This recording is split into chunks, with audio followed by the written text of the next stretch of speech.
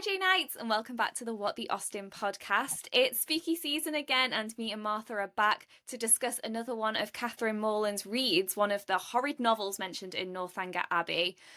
So this time we've read The Castle of Wolfenbach, which is by Eliza Parsons. So this was a really enjoyable read. I was saying to Martha before we recorded that I actually think this might be my favourite we've done so far. I definitely found it the easiest going in terms of like reading, and also some of the characters were just not necessarily that they were all nice, but they felt more Austen-esque in the sense that it wasn't quite as scandalous as like the monk was, and not as confusing as Udolpho. I don't know about you, Martha. How did you find it? Yeah, I completely agree. I think this is the one I've enjoyed the most that we've read, and I feel like the characters felt more real. So it was quite plot driven, which I think we'll explore a bit more. So I feel like a lot of Austen's novels are a lot more character driven. Obviously there is plot, but there's less drama in kind of the Gothic way. But I feel like the characters were much more human seeming, whereas the ones in The Monk were just completely wild. Yeah, that is so true. I think there is something, I think this is maybe why Austen just stands the test of time, and because she is still so renowned as an author, is because I think her stories are so character driven, and I actually think that's still unusual. I think that's hard for people to still do really well, and she manages to do it across all of her 6 novels and her shorter works as well. Like I think about like Lady Susan, you know, like what a standout character for such a short piece of work. So yeah, I do think that's one of the reasons that Austen does so well. I mean, crazy that she managed to find a niche so early on when like novel writing wasn't even that popular at that point. Yeah, I completely agree. I think it is her characters that really stand out because actually, obviously, I love the plots and I love the romances and I love everything that goes on and all the drama. But actually, like her characters are really relatable, even by modern standards. Everyone knows a Mr. Collins type character or like a Mr. Bingley or anyone like that because I think they are just really human characters. And I think what I liked about this novel, The Castle of Wolfenbach, is they were the most realistic characters I think that I've read from that kind of 18th century Gothic type novel.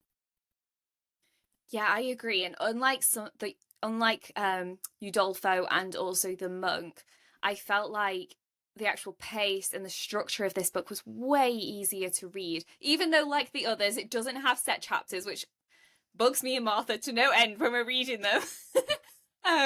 But I just think the pace of it was so much easier. Like it didn't have weird poems and songs breaking things up.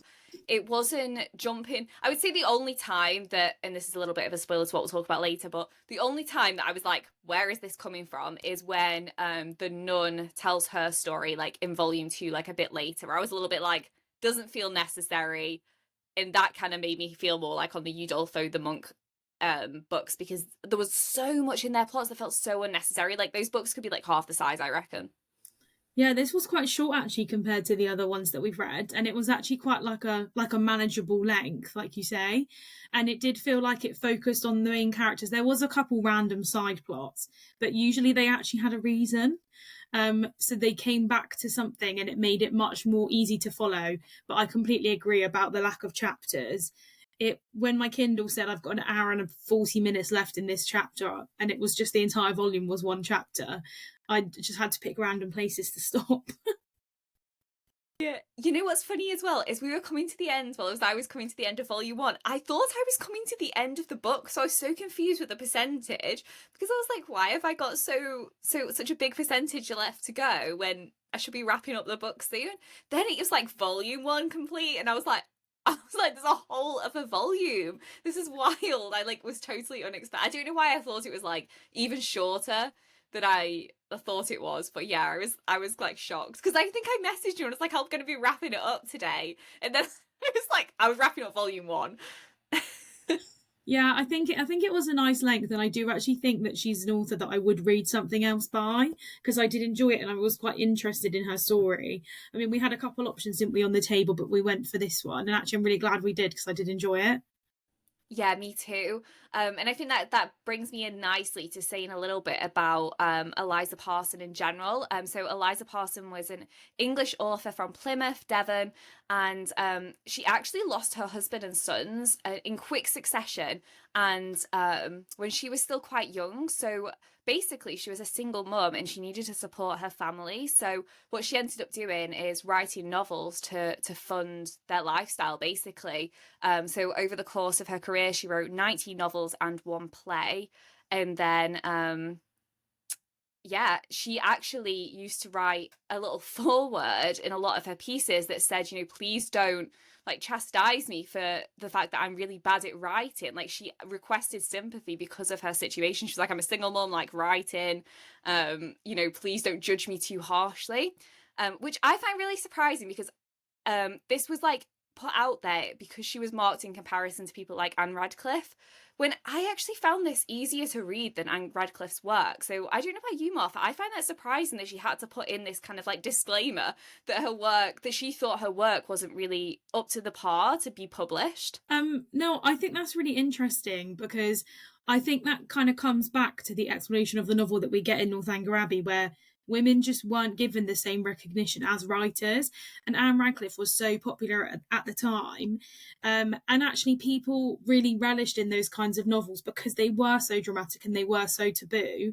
But actually, this one was relatively tame, I think, as a Gothic novel goes. There was some quite dark themes, but actually a lot of the more Gothic things turned out to just be bad people. There wasn't as much kind of supernatural things going on like we had in The Monk. And I think that it's much more kind of human nature based, which I think is really relatable. And I think that's why I liked it and how it kind of relates to Austen. But I think it is difficult. It would have been difficult for women, particularly unmarried women. I mean, I know she was a widow, so she had been married, but someone on her own kind of trying to forge her path through like literature when the novel was so much ridiculed as well. And there's that big passage in Northanger where Jane Austen talks about how the novel is the best form of writing and actually it needs to have more recognition than it does because it was really disregarded and people focus a lot more on poetry. Yeah, that is such a great point. And so I suppose in that sense, I can understand her putting like this disclaimer, being like, please don't. And as well, like, she is in such a difficult position. Like, she's probably trying to safeguard her own like welfare, and also a lot of critics have said she put the sympathy in there to try and encourage people to buy her works because obviously she was trying to fund her family in the process. And another critic said this is why Austen actually mentions her work in Northanger Abbey specifically, is a way to promote her work, which I think is really lovely. You know, this is like, there's something about the Gothic genre, like especially in 18th century, which I think is very much like women supporting women. You know, it was young women flocking to the shops and buying these books. And a lot of the people writing Gothic novels at the time were as well women. So I just think there's like this really nice kind of roundabout way that it's coming back. And it's almost like this, I don't know, like support network for women at the time who were obviously going through a lot, you know, dealing with male oppression and also like suffocating societal expectations on them. And so I just think not only is the text itself a form of escapism for them, I also think there is just something to be said about this kind of support network that's created in like the publication of this work. Yeah, that's such an interesting point, and I think that's a really, really nice way to think about it. And actually, the fact that the main novels that Austen does highlight are by women in Northanger Abbey. I mean, The Monk is mentioned, but not in the same way I think that the female authored novels are kind of celebrated.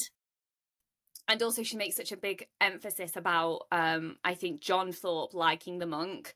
And obviously that's the only, out of the three that we've read, that was the first one we read that was by a male author.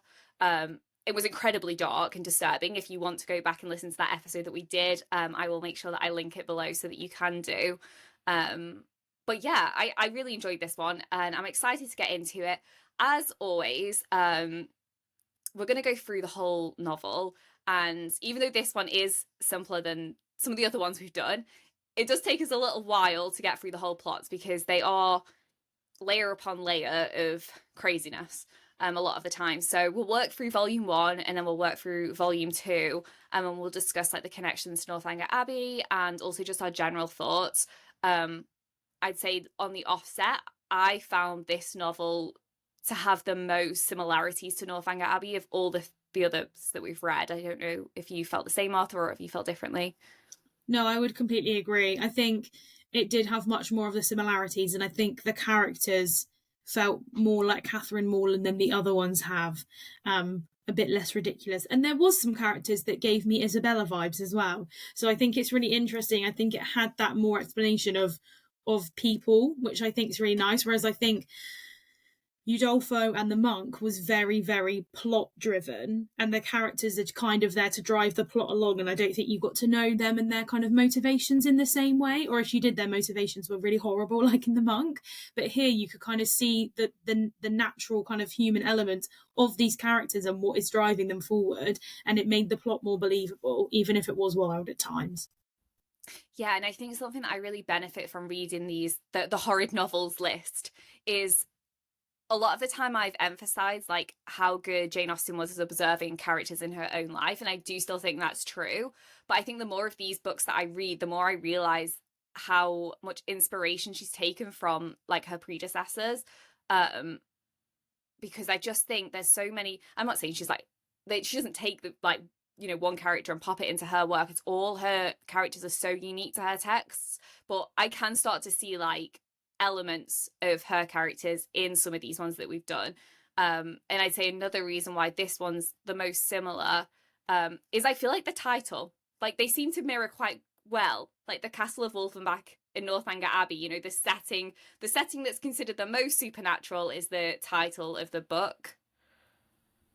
Yeah, I completely agree. And I also think what makes it more similar is the location setting, because obviously it travels around a lot in Europe, which we'll go into. But actually, there's quite a chunk that takes place in England as well. And you don't usually see that in the other Gothic novels because there was that element of othering. Like this stuff could never happen in England. It would only happen in the depths of Italy or somewhere like that. So I think this one felt more kind of, I mean, she's an English author, but so were the others, but it makes a lot more sense for it to kind of have that English setting, and it links more to kind of like Austen's world because of where it is based. Yes, I love that. That's such a great point. And I didn't fully pick up on that, but you're so right. So if we're ready then, I will get into what happens in volume 1. So we start the text and we are introduced to Matilda Weimer, who is a young woman who flees from her uncle's house to escape his malevolent intentions. Matilda and her servant Albert arrive at a cottage which is inhabited by 2 peasants. So that's Perry and his wife Jacqueline. So they turn up like in the middle of the night. It's been raining. It's very much giving Bronte, like just turning up at this random cottage trying to find safety. So that's what you get straight off the bat. And basically they want to find refuge there, but they say no, they can't, because it's like obviously a tiny cottage. I think they stay there for a tiny little bit, right, Martha? And then it's like you need to move on to the Castle of Wolfenbach. Yeah, I think they stay there, but they don't think that their accommodation is suitable for a lady of Matilda's like rank. So not that she seems that high up, but they know that she's of a different rank to them. So they then say, oh, well, there's this castle up the road and you can stay there. Yes.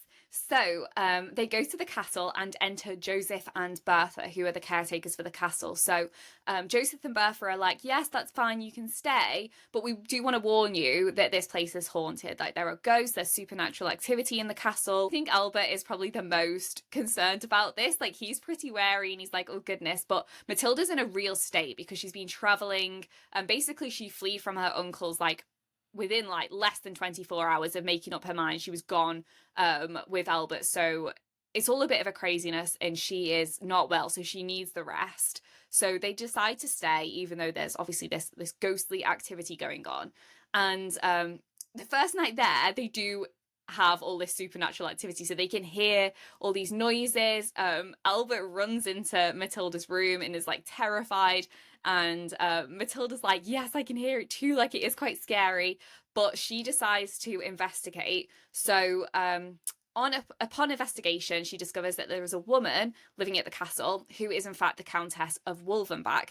So she's been secretly imprisoned in the castle by her cruel husband for 19 years. The Countess is hiding under the like false impression that she in fact is a ghost, because I'm pretty sure this is what her husband tells her to do. It's like if anybody shows up, you need to pretend you're a ghost. And Joseph is actually in on this as well. So that's why he tells the story. His wife Bertha doesn't know, so she's just going along with what Joseph says and what she's heard.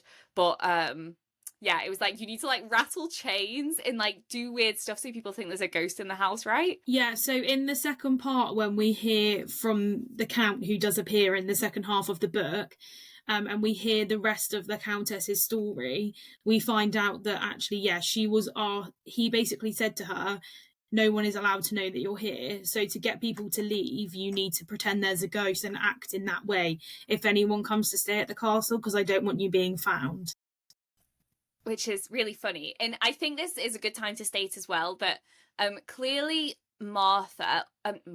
clearly clearly Martha is a ghost hunter and wants to go and find out what's going on. I was going to say, clearly Matilda, compared to some of the other protagonists we've seen, although she does fall into that, you know, the kind of classic female protagonist in a Gothic text in which she is, you know, this like innocent damsel in distress type. She's actually more bold than some of the other characters we've seen in some of the other texts, I would say, because she actually is just like, I'm gonna go find out what's going on, and she's doesn't have the same fear I think we've seen in some of the other texts from some of the kind of more virtuous female leads. Yeah, I would agree with that, particularly early on. But it did make me laugh that later on she does become more of a fainter. So we didn't have much fainting from her at the castle with the ghostly stuff, and then a woman locked away. But later on she does faint a few times, and it did make me laugh. That is so true. We should definitely chat about that more, about like how her character develops, because I think that's such a great point. So Matilda, at this point, when she finds the Countess, she tells her own story about how she is an orphan and how she was brought up reasonably well, she says, by her uncle and two servants at his house. So as she got older, though, her uncle's like intentions towards her changed, and he started to, as the book quotes, caress her. Very creepy. And as she got older, he planned basically to get her to marry him, even if he had to force her to do so. So she overheard him telling one of the servants that lived there this, Agatha. And so this is why she then went and spoke to Albert, and her and Albert decided to escape. And Albert's basically just a really loyal man to Matilda. He's much older. I think he's in his 60s, and kind of sees her as a daughter, even though obviously he's a servant. And so he was very keen to help her escape from her uncle, who obviously a bit creepy, because this man did raise her from a baby, and then obviously his intentions have changed as she's got older. So very creepy situation. Totally get why she ran off. I think I would say like, this is when we first start to realize that the uncle is going to play a more significant part, and that he's kind of one of the main villains. Yeah, I think what's really interesting in this novel is obviously what I was just saying about when she starts to faint, she doesn't faint to the Gothic stuff that isn't real, but actually a lot of her fear and the things that do cause her to faint is the risk of men and the danger that they pose to her and her like virtue, but also like who she is as a person. So part of the reason she flees is because she does not want to marry her uncle, and she's scared that she's going to be forced into something that she's uncomfortable with. So actually she's more comfortable at a strange, potentially haunted castle than in her home that she grew up with, which is quite sad in some ways, that she's kind of been forced into that situation. Yeah, that's such a great point. I think what's interesting as well is a lot of the women's stories in these books, they mirror each other, and a lot of the men's stories in the books mirror each other, in the sense that the women are seen to be classified more as the virtuous, angelic like characters, and the men are positioned more as the villainous characters in the text. There are a few outstanding men who are incredible, and we'll get onto those. And there are a couple of women who aren't so nice, but in terms of kind of like the main top tier characters, I would say that's the dynamic that we see. So carrying on. So Victoria, who is the Countess imprisoned, says to Matilda, you can go and find refuge with my sister and her husband in France. So this is the Marquis de Melfort, and his wife. So Matilda goes to bed and then plans to speak to Victoria again as they make these plans that she can kind of flee to France. And before she went to bed, Victoria did write. Did she write? I can't remember. I don't know if that's important. Yeah, she does. She writes to her sister to expect Matilda. Oh, yeah. So Matilda goes the next day to see Victoria again, so that they can kind of finalise these plans for her to flee to France. But when she goes to find Victoria, she sees that she is missing. And on top of that, Victoria's servant has been like brutally murdered. This was quite a shocking scene for me. I was like, whoa, I did not see this coming. So the servant, I can't remember her name. What was Victoria's servant called? Do you remember? No, I feel like it's on my list, isn't it? Shall I try and find what her name is? Oh, Marguerite. Oh yeah, Marguerite, that's right. Yeah. So yeah, she's like brutally murdered. And Victoria's being kidnapped, basically. So Matilda goes and fetches Joseph because obviously he knows all about what's going on as well. And basically they come to the conclusion that she's likely being kidnapped by her husband, the Count. So yeah, this scene, Martha, were you shocked? I thought it was crazy. Yeah, it was quite wild. I mean, it seemed like something had to happen because she'd got there, the castle hadn't actually been haunted, there was this woman. But it was quite wild, and I wasn't expecting it to kick off as early in the novel as it did. But I think it really, really did give the plot a push that it needed, and then it all kind of grows from there.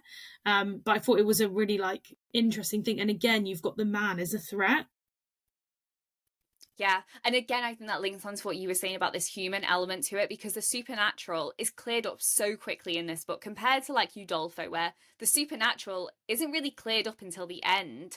So there's always elements of it running through that whole book, whereas this one, it's like supernatural, boom, sorted, that's no longer a problem. But again, like you said, you have this kind of male oppression, this like villainous character who is in a position of power over these women, is then like turned up and kidnapped his wife. So on that note, enter Count Wolfenbach.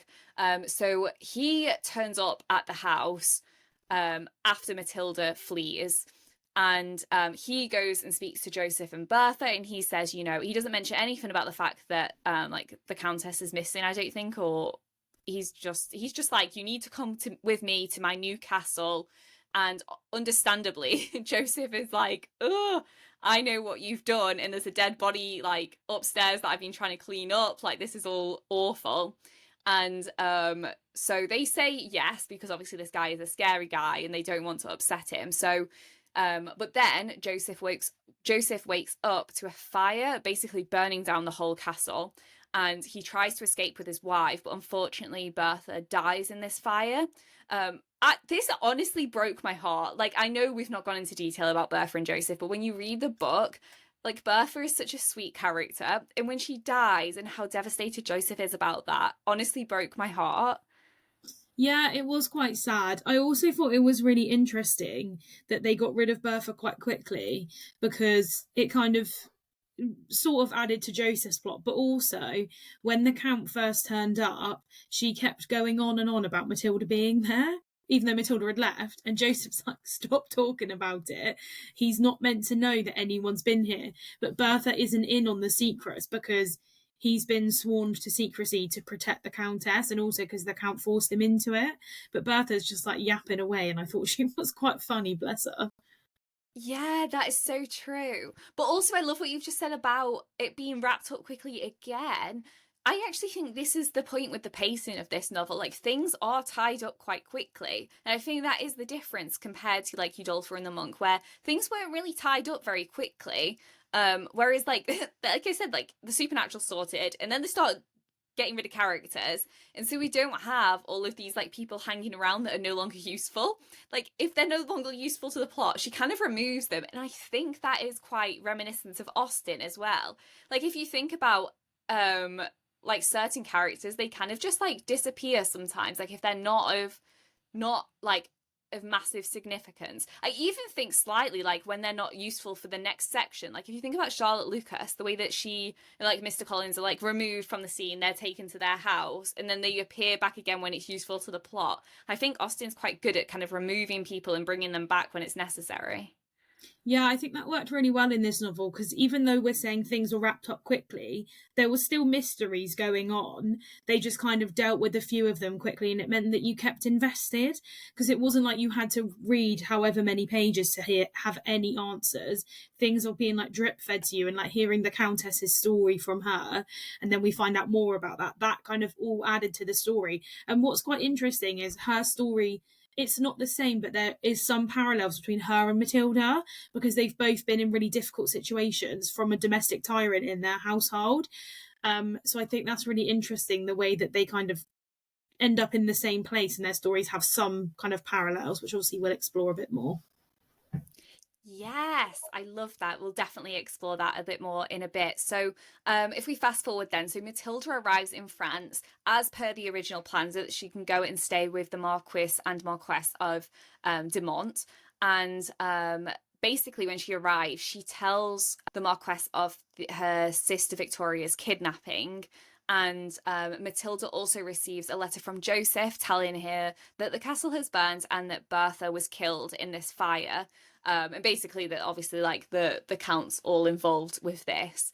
So the Marquis and the Marquess, I don't quite know how to describe both of those things. I think I'm saying it right.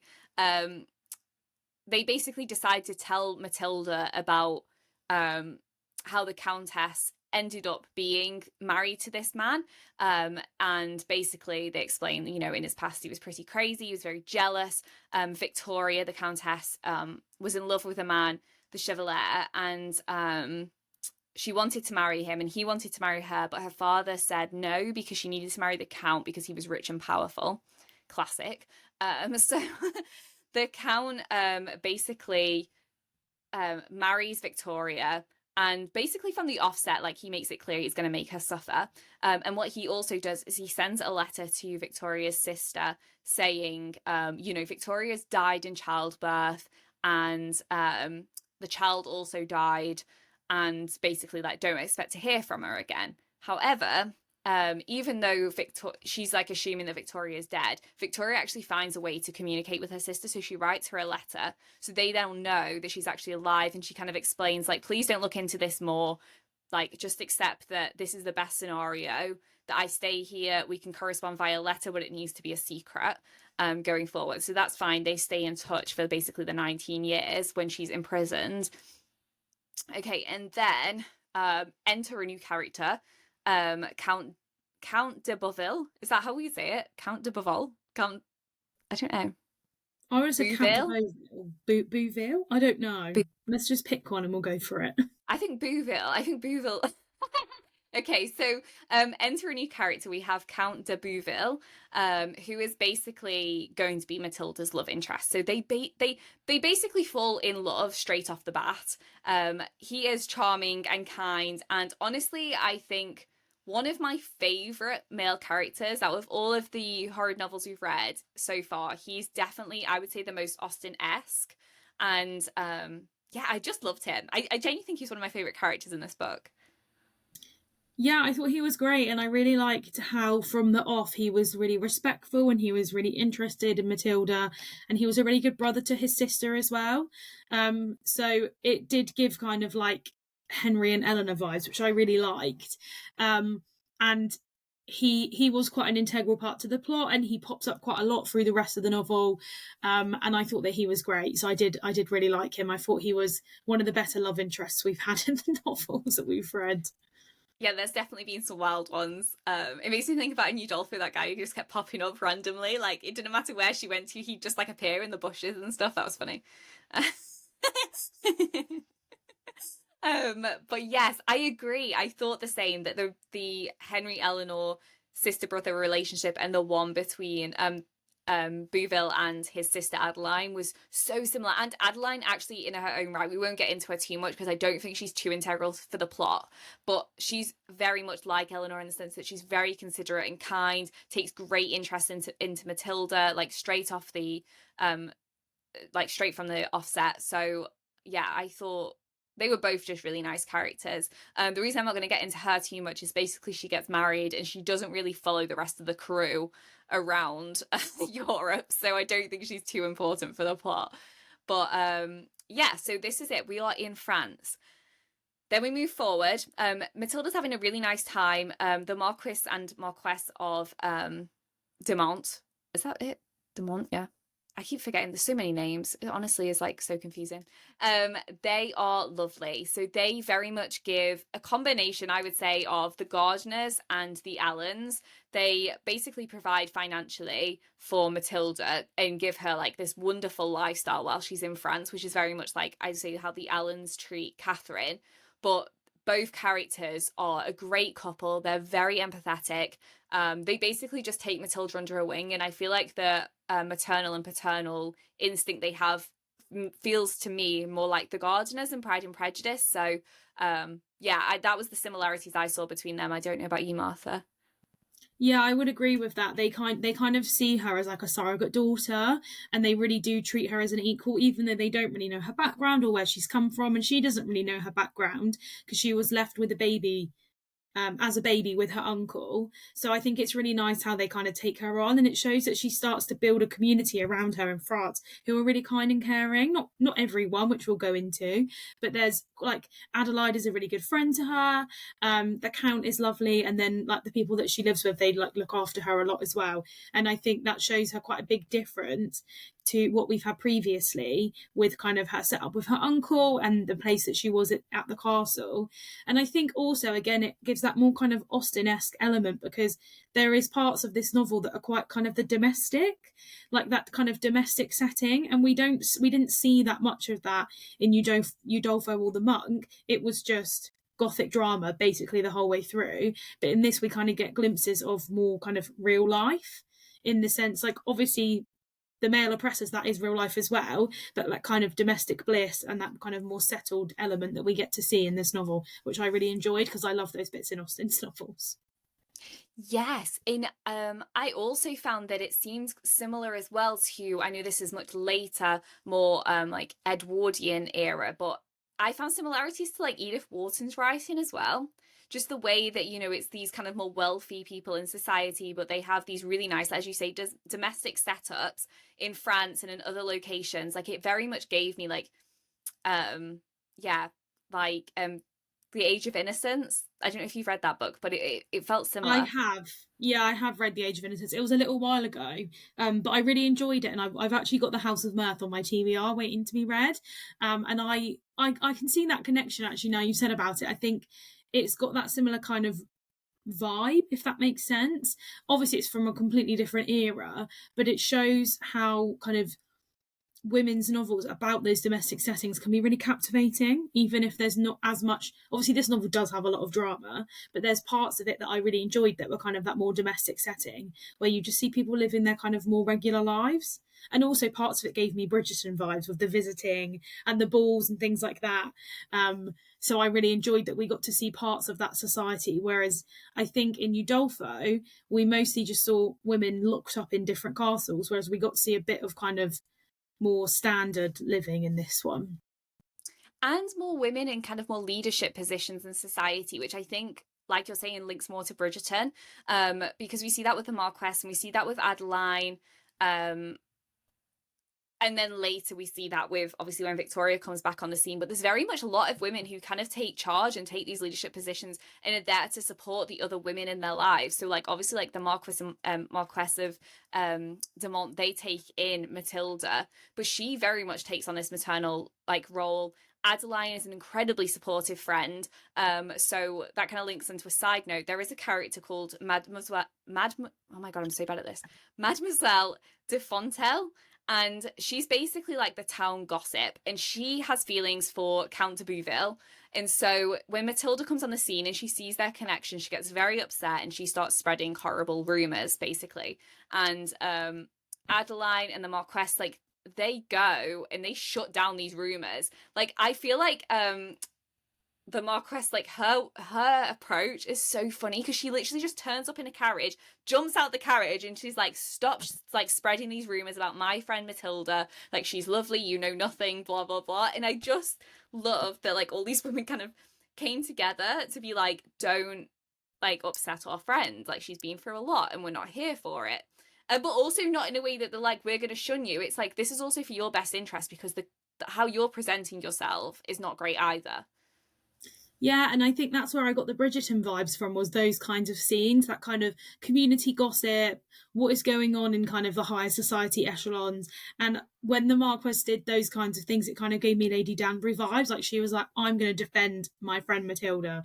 So I really like those kinds of elements. Obviously, it's very much not Bridgerton. We've not got any of the kind of same elements in some ways, but actually it did have those similar vibes, and you can kind of see the parts of society that Julia Quinn was kind of motivated and interested in. And actually, we don't see masses of novels or kind of scenes in Jane Austen with those higher upper classes. A lot of her characters are kind of gentry, middle class. We have a few like lords and ladies, but not in the same way, whereas Matilda very much falls in with the higher kind of classes of society in this novel. So we see a different perspective in that sense.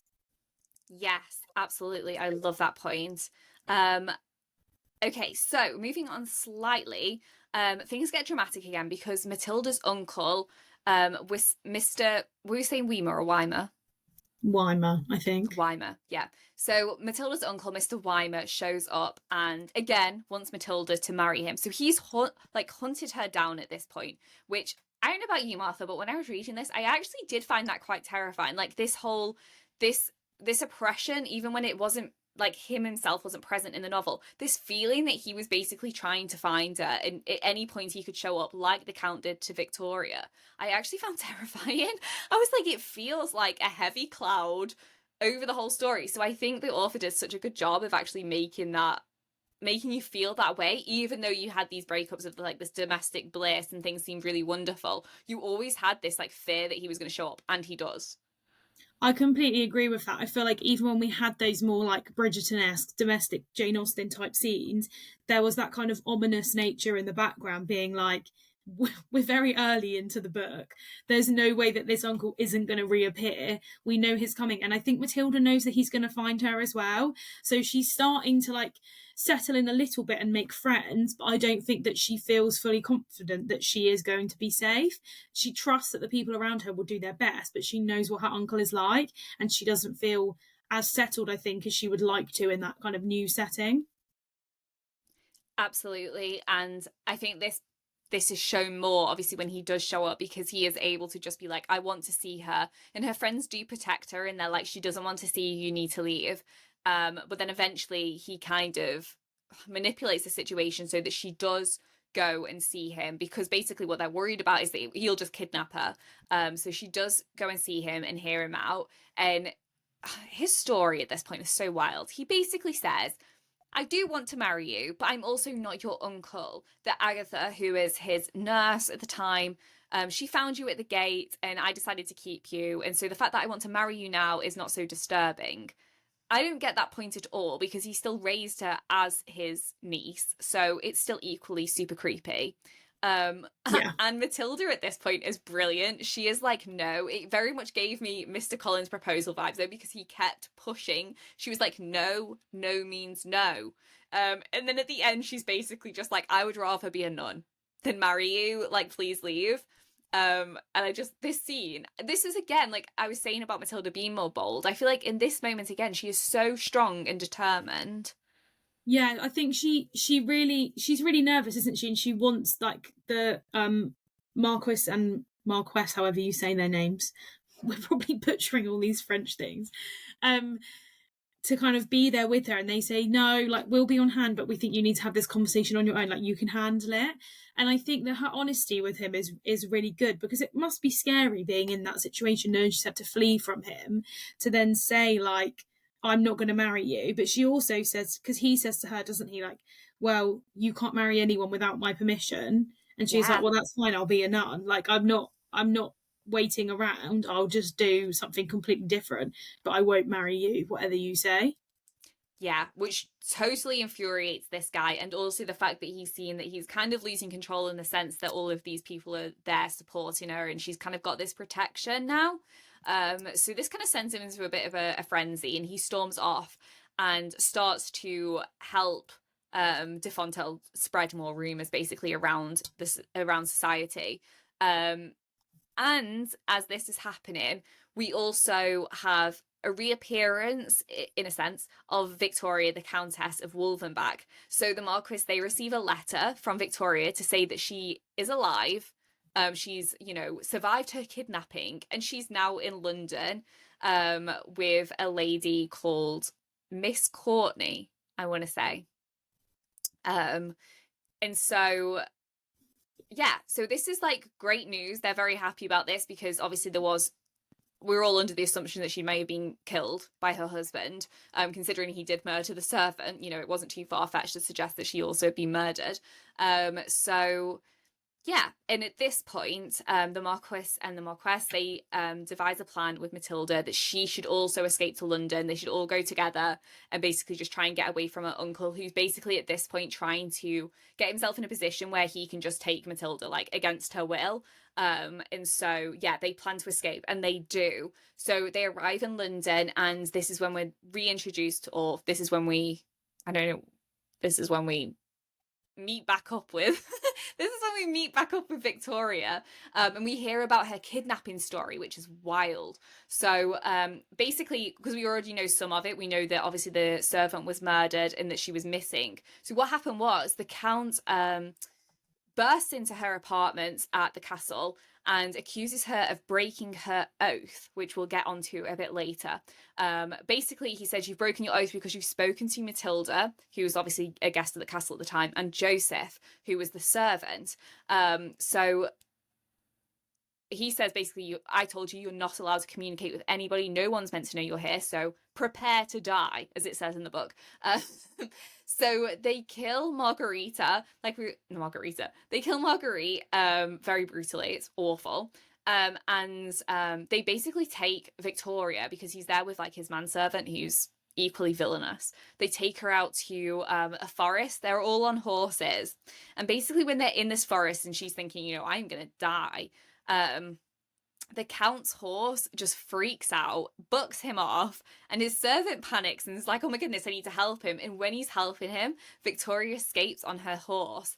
And as she's escaping, she basically runs to the nearest carriage that she sees when she gets onto the main road. And inside the carriage is Miss Courtney, who is this person that she ends up in London with. So Miss Courtney takes her in, takes her back to London, and basically, nurses her back to health, because she's not in the greatest of conditions because she's been in prison for 19 years. So yeah, that's how she ends up in London. We don't know what happens to the Count, because obviously at that point we only know Victoria's side of the story. Yeah, your thoughts on that bit? I thought this bit was quite dramatic, and I was shocked. I was like, my goodness, like a bit dark. The fact that he like turns up and he's like, prepare to die. What? Yeah, it was very dramatic. It gave me kind of like Highwayman vibes, even though that isn't where they kind of got kidnapped. And I feel like, obviously, thinking about more explorations of these kinds of themes within like literature from that century, obviously it's not written then, but it also gave me more like Poldark vibes when she was like cantering through the woods and then like escaped it to London with someone. And I thought I was really intrigued when they were all going to London, because having read a couple other Gothic novels kind of from the time, it all very much happens away from England. And there's kind of hints in, there's things said in Northanger Abbey, like Henry Tilney's like, how can you think this would happen in our country? This is England. This doesn't happen here, even though there had been riots and things happening in England and in London. So there's this big kind of theme in Northanger Abbey that like England is our homeland, England is safe, kind of country, cottage, garden vibes. And all that bad stuff, Catherine, only happens in novels and in foreign countries. So actually I thought it was really interesting that they came to London in this novel. I thought it gave a really like kind of different perspective on the kind of genre than things I've read previously. So I found that really fascinating. I love that. And I wonder if that's Parsons' own personal experience, that her life wasn't so easy. Like I said, she lost her husband, she lost her eldest sons. and was basically fending for herself with other children. And I wonder if she, unlike maybe some of the other authors that we read who seem to have a lot more privilege, I would say, I wonder if she was like, it isn't all sunshine and rainbows in England either, like bad things can follow you here. And she really shows that in the way that, everybody tries to escape there, and yet they can't escape their problems. Yeah, completely agree. And I thought it was a really kind of interesting way of seeing it, because you don't have the othering in the same way. So even though kind of the drama initially starts over in Europe, in like Germany and France, they all end up in London. And like you said, their problems follow them there, and they end up going back to the continent to kind of deal with those problems. Yes, I love that. And I don't know for sure about Anne Radcliffe if she had children, but there's something about the way that Eliza Parsons writes, which I think really does show that she was a mother as well. There's something so empathetic and soft about the way that she writes a lot of this stuff as well. It just doesn't feel as aggressive and as flamboyant and crazy as Radcliffe's work, and also the monk. Lewis, wasn't it? Was Lewis the monk? Yeah, Yeah. Matthew Lewis. You can tell Lewis, that novel's written by a man. It's so different to the others. I mean, Udolpho was wild, but the themes in The Monk were just so dark. Yeah, it was really male driven, I think, as a plot. The Monk was a really male driven novel. There was female characters, but they were kind of either a villain or they were only there to kind of serve the purpose of being a love interest for the male characters. There wasn't like, they weren't really driving the plot, whereas I feel like to some extent, actually to quite a lot of extent in this novel, Matilda does drive the plot, and so does Victoria and the other women around her. The men are still important, but I think the women have more of a driving force than they've had in The Monk. Yeah, and I think you see that a lot in the relationship between the Marquess and Marquise. I'm so sorry if we're butchering this, guys. He is very logical, is able to make decisions and sort loads of things. Like, he is a really wonderful, very healthy masculine character in this book. But his wife is also like a beautiful, strong woman, and they work so well as a team. But there's an amazing scene where they have an argument, and it's about their perception on a woman. I can't remember who. I think it might be Miss Courtney later.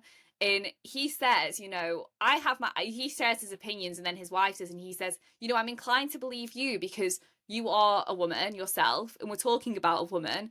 And he says, I don't want to dive in and assume that I know better. Like, he's like, I hear what you're saying. I just think there was something about him as a character that I was like, wow, that's really refreshing, especially in these texts. I mean, this was written in what, like 1793. I think there was something so refreshing in their partnership that just felt like it was very equal. They did feel like partners, which is really nice. You don't always see that in these kinds of novels. I think Jane Austen explores that kind of partnership really well between a husband and wife. And you don't see it in all of the kind of older couples, but you see it in quite a few of them, like we said about the Gardeners, and actually potentially in her own parents.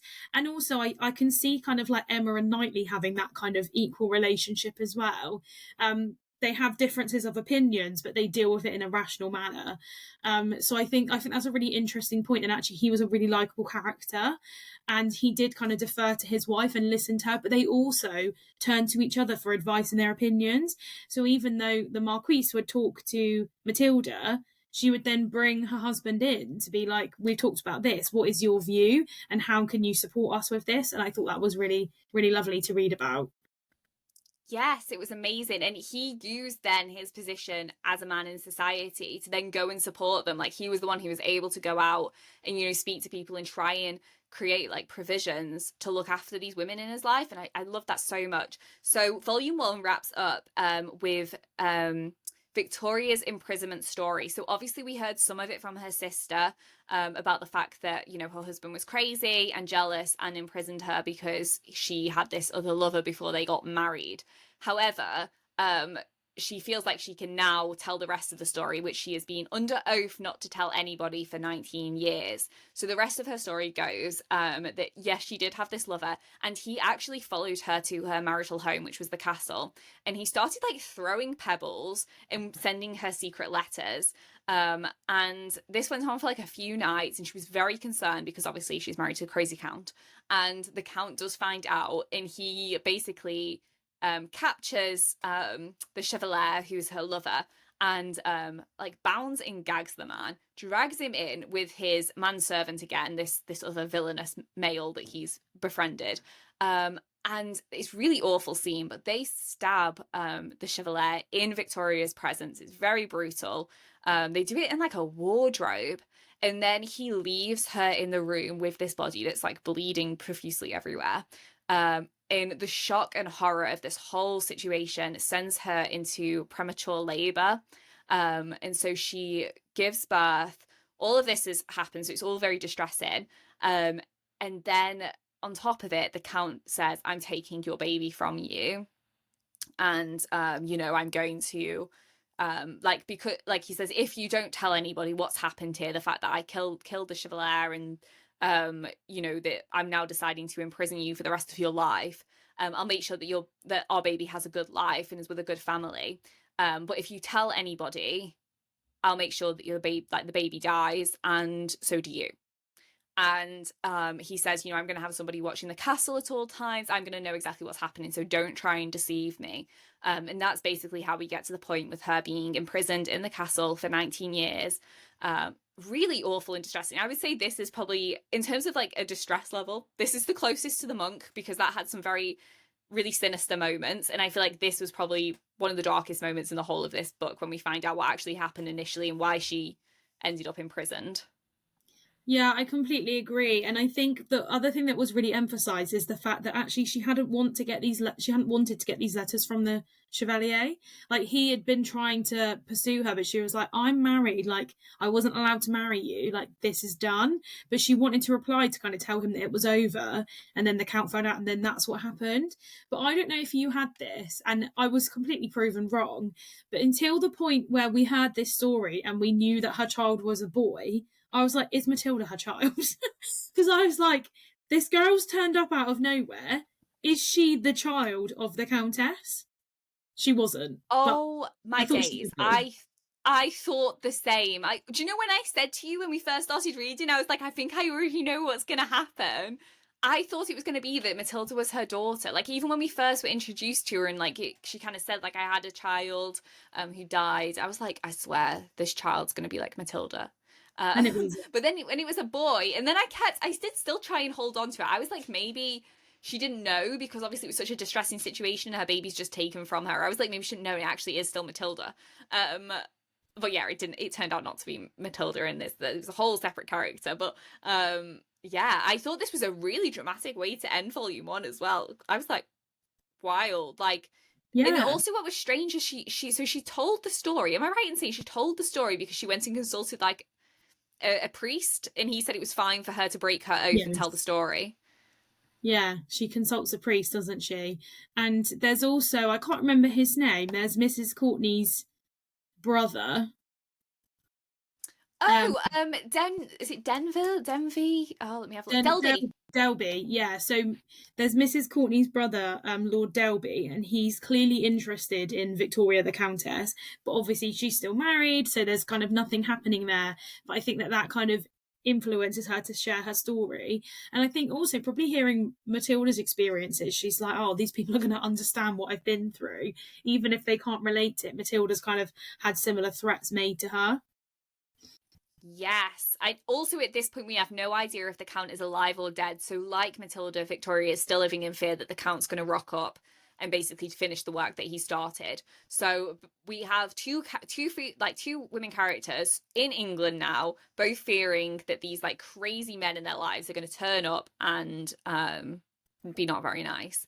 So that's the end of volume 1. I'll pass over to Martha to start talking through what happens in volume 2. Yes. So I'm going to have your cheat sheet up so I can remind myself. I will also make sure the cheat sheet's available for everybody listening as well, because I know these plots are crazy. Yeah. So volume 2 starts again in England. And one of the things I don't know if we mentioned is the Count, who was Matilda's love interest, is also in England now as well. So his sisters got married back in France, and he's come over to England, and he's really interested in Matilda, and they've got their own little like party, and they're going around to visit different places in the UK, and kind of exploring parts of England. And again, I really like that bit. It kind of gave that Bridgerton, Jane Austen vibes again, where they're out and about kind of exploring.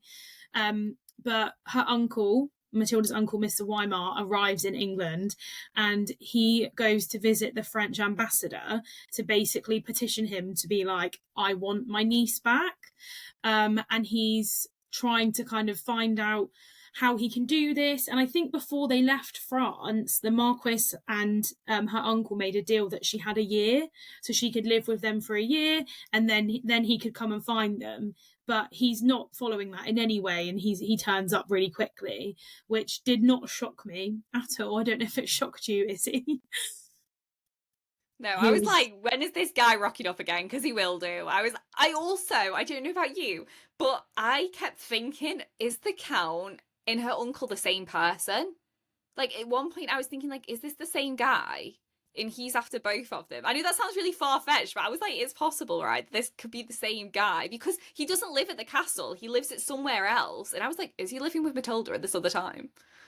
Yeah, I mean, I think far-fetched is an understatement for these novels anyway, so I completely get kind of having those theories. But basically, there's an agreement made that they're going to search for Matilda's parentage, and if they don't find out who her parents are, then Mr. Weimar will kind of regain custody. And while they're in London and they're spending kind of time as a little group, the Count proposes to Matilda. Obviously, there's been a lot of drama back in France with the horrible, was it Mademoiselle de Fontenelle? Mademoiselle de Fontenelle. Who equally turns up in England as well. Yes. These people travel so easily in these books. Like, it was given Interrail, but like in the 1700s. Yeah, so the Mademoiselle de Fontenelle also is in London, and she was spreading loads of rumours about Matilda back in France, and basically saying, like, she's a bastard, she's not from any kind of regal or kind of higher society blood, so nobody should mix with her. And this kind of follows her to London, and the Mademoiselle is still kind of saying those things, and Matilda really doesn't know where she's from. She doesn't know if her uncle's actually her uncle, because now he's claimed that he's not, so she has no idea what her birth or parentage is. So when the Count proposes to her, she refuses him, because she says, you cannot marry me, you will be shunned by society, I'm an orphan, nobody knows where I come from, and you wouldn't want to be with me. He's actually really gutted because he doesn't care what society thinks, but actually she knows that society will care regardless. And actually it was really interesting reading it, because I just finished rereading the third Bridgerton book, An Offer from a Gentleman, and there's a similar kind of theme in that, because Sophie, who's Benedict's love interest, she doesn't reveal her parentage, and he's happy to marry her anyway, and she's like, no, I'm not going to let you be shunned from society. So I thought that was a really interesting parallel, and I mainly noticed it because I was reading them both at the same time. I love that. No, that's such a good point. And obviously, I mean, we're all constantly waiting on Bridgerton seasons to come out, so it's very exciting. I also found as well this kind of uncertainty around her birth really reminded me of like Harriet Smith and Emma. The fact that her birth's really uncertain, and how Emma, that's the reason that Emma's like, you can't marry like Robert Martin, because you could be of like this noble lineage. And so yeah, I thought it was interesting to have that parallel again, and also adds to like the mystery and like the secrecy, which I think really falls into like these Gothic novels.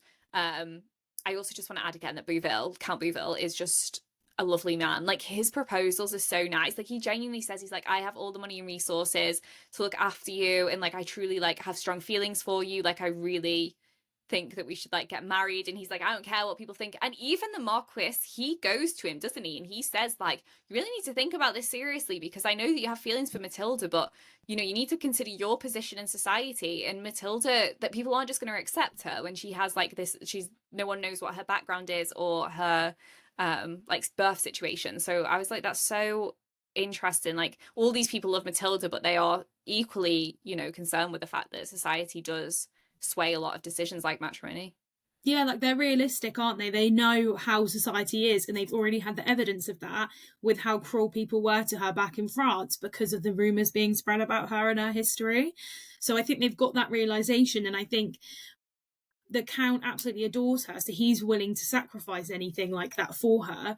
But I think the thing he doesn't realise, even though I think he's lovely, I think one of the things he doesn't recognise as kind of a man in a high position, is actually it probably wouldn't come back on him, but she would be the one that would be snubbed, and she'd be the one to suffer in society. He would still get invited to things because he's a count and he's a man and he's got the power, but actually she would be kind of shunned even at the parties by the female groups and things like that. So he's quite willing to kind of shun society and do whatever's needed to be with her, which is really honourable, but I don't think he has the deeper understanding of actually how that experience would be for her. And I think that's part of what the Marquis says as well, because he says, you know, I don't think you realise the pain that it will put you through to see Matilda shunned constantly in society. He's like, you like obviously love her, and I don't think you'll be able to bear going out in society and seeing bad treatment of her day in day out and realizing that people don't respect her in the same way that you do. And I think that's such a great point, because I don't think he'd be able to deal with that, because you see he is very vocal with Madame Fontel, and he is always like, you need to stop talking bad about Matilda, it's completely unacceptable. I think he calls like a coquette, doesn't he? He's like, you're a coquette, like you are, Yeah. like, I know that you're not an honourable woman yourself, so he's like, you need to, and I never would have gone for you, so I don't even know why this is all about me, because he's like, I'm not even remotely interested in you, and given your actions, I'm never going to be interested in you. I just love him, because I just think he is just such a wonderful love interest, compared to some of the bizarre ones we've read. He is the most Austen-esque out of all of them. He very much gives Henry Tilney vibes, for sure. I think in here, the way that he approaches situations, how he's just straight off the bat in love with like the protagonist, and also how he defends them and has this strong sense of honor. Yeah, I completely agree, and I love the way he handles Mademoiselle de Fontaine. Like, he's like, you are absolutely ridiculous. I don't even know why you're jealous, because it was never going to happen. And actually, that takes us on really nicely to kind of the next part of the plot. So Matilda refuses the count, and she makes the Marquess agree that she can go and join a nunnery. She doesn't want to be a burden on them anymore. She feels really unsafe and she wants to go. So they're really upset because they see her as like a surrogate daughter, but they say it's your decision. We'll kind of support what you want to do. So she goes off to join a nunnery. And kind of strikes up a friendship with like the mother Magdalene of the nunnery, who we hear her story, but that was one of the more random parts of the novel compared to what we did have. But while she's away at this nunnery, Mrs. Courtenay, who is the lady who rescued Victoria, the Countess, and brought her to London, decides that she is in love with the Count. So she's like, 14 years older than him? That's quite a big age gap, I think. Yes. And we're on about Count Bouville again. Yes. Yeah. Not so the crazy Count. They all love the Count. They all love the Count. So she's now interested in the Count, and he's very charming, he's very friendly. So she takes that and him being interested in her, and she thinks that he'll just forget about Matilda now she's not here. And she actually writes Matilda a letter to the nunnery to say, this is happening. He's interested in me, but he's worried that you'll be upset. Can you give us your permission? So Matilda writes back and she's like, I could never marry him anyway. Obviously, she's heartbroken because she did care for him. And she was like, oh, well, clearly he can't be too heartbroken because he's found someone else. And she's actually quite happy for him because she knows that she's not a viable option. But I really felt for the poor girl. And there's no grounding from the Count that he has any interest in this crazy Mrs. Courtenay. She just then gets obsessed with him. The letter killed me. When she sent that letter to her and she's like, he's in love with me, blah, blah, blah. And it's like, there was absolutely no reason for her to be sending this at all. Like, how embarrassing, like, this letter, honestly. And she's like, yeah, you need to write to him and say that it's all okay for him to, like, be with me or something. Or, like, I need you to confirm that it's okay for him to be with me because he won't do it, like, unless you agree. And I feel like at this point as well, a lot of the other men in the text are going to Bouville and they're saying, like, you need to be careful because, like, Miss Courtenay she thinks something else is going on here, because I swear she's going around and telling people like, we're going to be married soon, like blah blah blah.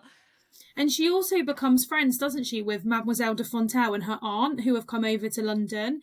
And actually the Count says to her, these really aren't trustworthy women, you need to have better friends. And he explains to her his situation, and actually, even though the letter was a bit nutty, she does take that quite well. And then kind of decides to move on from him and kind of leave him to his own devices. But it was a bit wild at the time. It was, yeah, she did have a moment, didn't she? I'm sorry, let me just let Huggy back in. So sorry, he was being dramatic and pretending like he couldn't fit through the door, but he could. You Well, they could love fit doing that, through. don't they? Yeah, he's like, you must get up and help me. So that's kind of the end of the Mrs. Courtney and the Count kind of romance. Matilda's still at the nunnery at the minute. But then we see the other Count of Wolfenbach reappear. So obviously we don't know what's happened to him after he kidnapped his wife and got flung off the horse. But basically he's dying and he wants to make amends with his wife. This was so kind of victim blamey, his way of doing it. He so wanted her to be like, it was just because I loved you so much, that's why I was crazy, that's why I did these awful things. And he does apologise, but it's a bit too little too late. And it turns out that her son is alive and he's safe, and he kind of tells him where he tells her where her son is, so she can go and find him and then kind of be reunited. And then kind of his part of the plot is mostly done, isn't it? And then we're back on focusing on Matilda's uncle. Once one villain's been slayed, we've got the other one villain's been slayed. It's so One's been true, slayed. There's another one coming.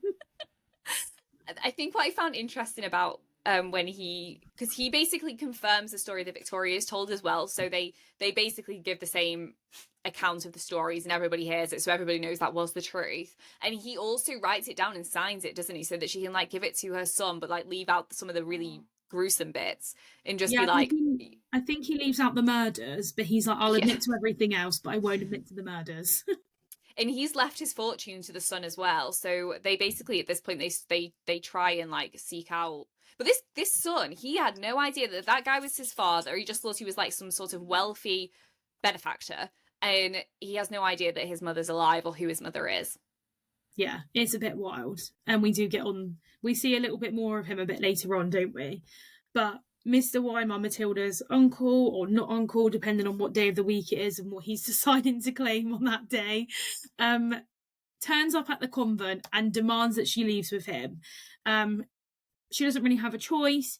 And the mother of the convent says to her, write some letters and I will send them to you for you so that people know where you are. So they leave, and on the long journey, they get on a boat to go to Germany, but the boat is attacked by pirates. And this bit was wild as well. Actually, the pirates were nicer than most of the other men we've met in the book, but Mr. Weimar really doubts their kind of sincerity. So he stabs himself and stabs Matilda. And he's like, I am undone, unfortunate girl. You have been my ruin and your own, but I will prevent both. But actually, like, they're not going to hurt Matilda. They have no interest. They just want the stuff that's on the ship. And actually, Mr. Weimar somehow doesn't die at this point.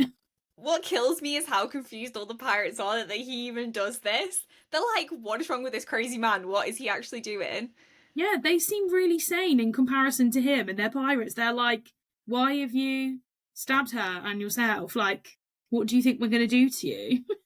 So that was really bizarre. And they end up travelling, don't they, to Turkey?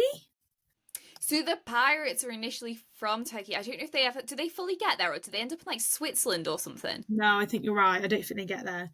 But because the captain takes sympathy on Matilda because he realises her uncle's crazy. And he's like, I'm going to get you back to your friends, I think he says. Yes, yeah. So the captain says that he'll kind of get Matilda home and keep her safe, and they protect her from her uncle. But this kind of dramatic scene and the fact that he nearly died, or he thinks he's dying, her uncle decides to kind of confess everything to her. And basically, she is his niece and he is her uncle. And what he explains was he is the brother of her father, who's Count Boniti. Mr. Weimar, who is not his real name, it's a fake name that he's picked. He's actually from Italy. He's not German at all. He murdered Matilda's father, his own brother, didn't he? Because he wanted to be the count. And then the Countess, Matilda's mother, is actually still living.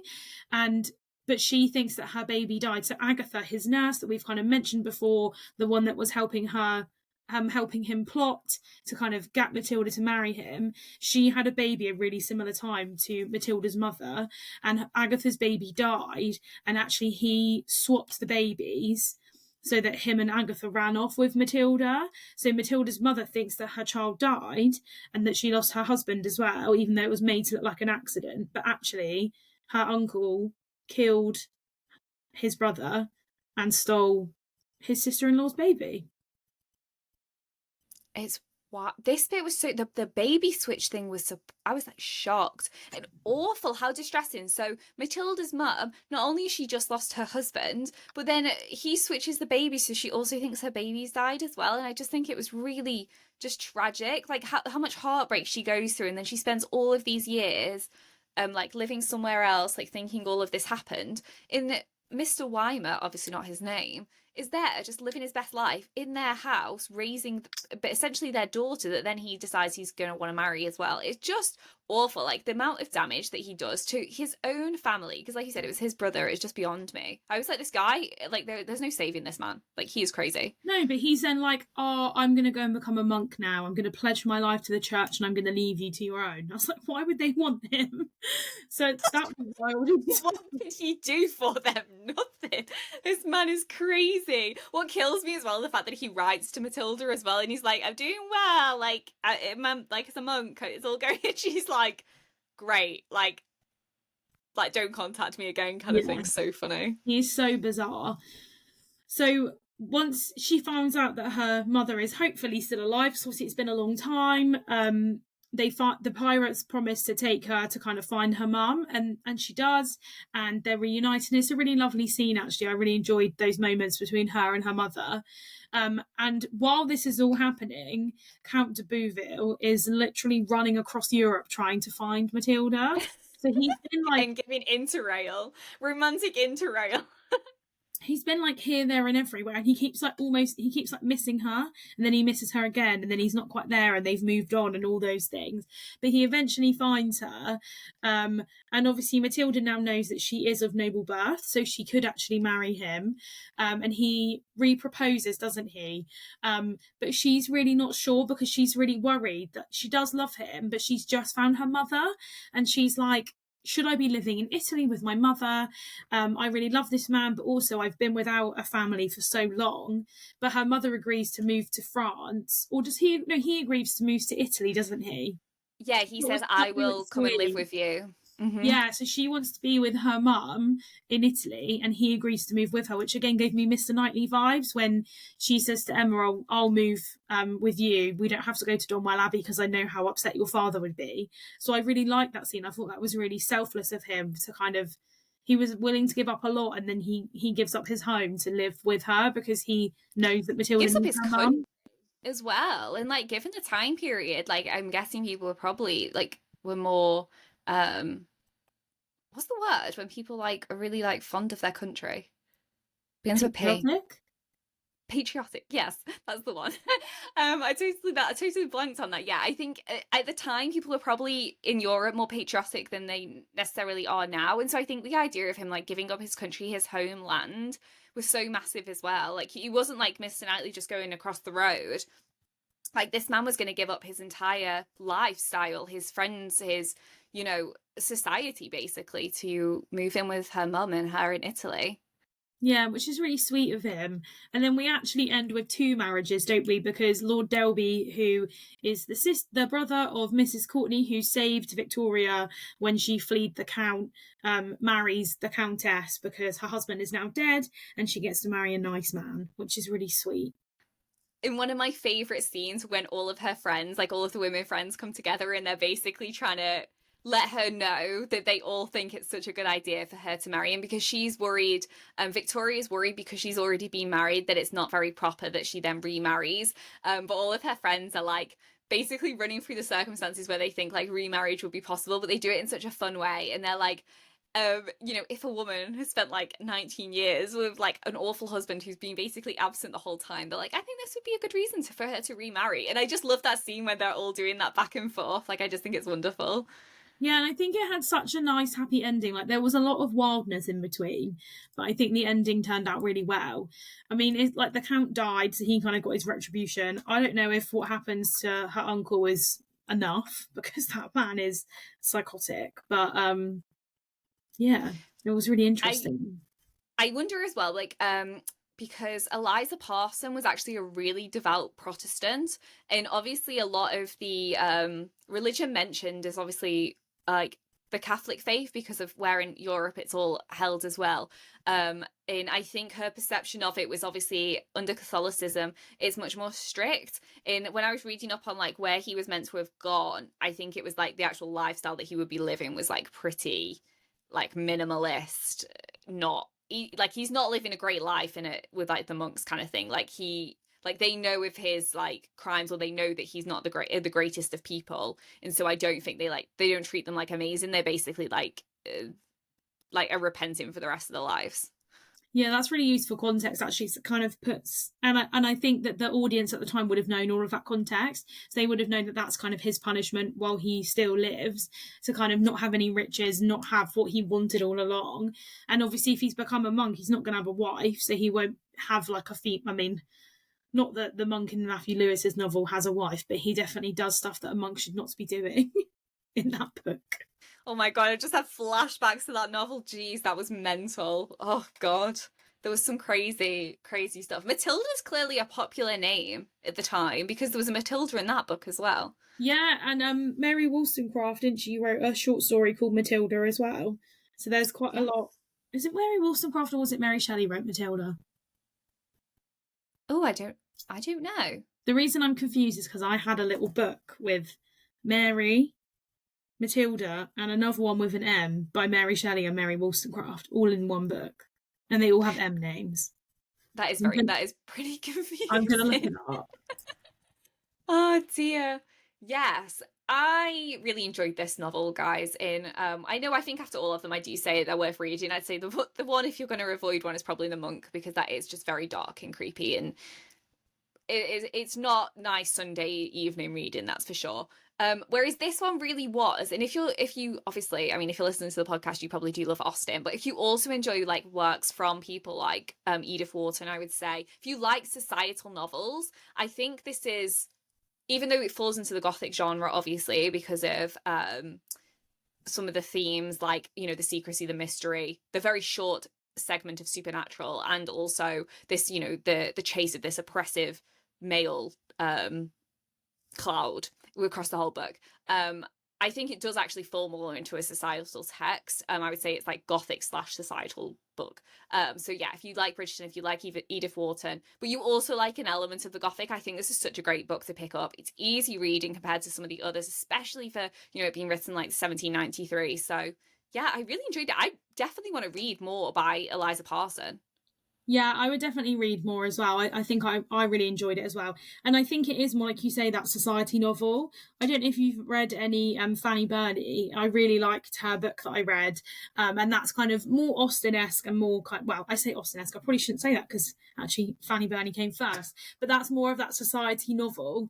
But this kind of had those elements. And I can see so many parallels between Northanger Abbey. I would say this is more Gothic than Northanger. It's not mocking the Gothic in the way that Northanger does, but it definitely has really similar themes, and I did really enjoy it. And I thought that the characters were much more kind of relatable and likable than we've had in some of those other novels, and I think that's what sets Austen's novels apart. And that's actually what I really liked about Fanny Burney novels as well, is her characters are likable and you get to know them. And I feel like we got to know these characters, we understood their motivations, whereas I feel like with some of the other books, their motivations weren't as clear, so they felt like they were just doing things for plot. And I thought it was harder to kind of sympathize and empathize with some of the characters in the other books. I think one of the main female characters in The Monk, it was easy to sympathize with her because she just went through hell and back. But I think with this novel, like, I was really truly invested. Like I said, even straight off the bat with Bertha, who wasn't even a big character. Like, she was just one of the caretakers at the castle. When she died, I really felt it. Like, I was very sad. And so I was very invested in everybody getting a happy ending in this book. And I feel like the romance was much more powerful and much more well written than any of the other Gothic. Like, I feel like the other Gothic texts, there was an element of romance in the sense that, you know, there what did tend to be like a love interest and what have you. But I always felt like it came with quite a dark, like, sexual emphasis. Like, I feel like the women were so objectified in some of the other books that it kind of lost the romance and kind of just felt more sexual in nature. Whereas this book, I didn't feel that at all. I felt just romance, love. It was very much all very, even though there was dark undertones, I felt like this book felt much lighter. Yeah, I agree. And I felt like the romance was kind of more involved in the plot. Whereas I feel like with some of the others, it's kind of been it's like a side note, oh, when they got married. But actually in this, like that was the overarching, it was all about her uncle wanting to marry her and her not wanting to marry him.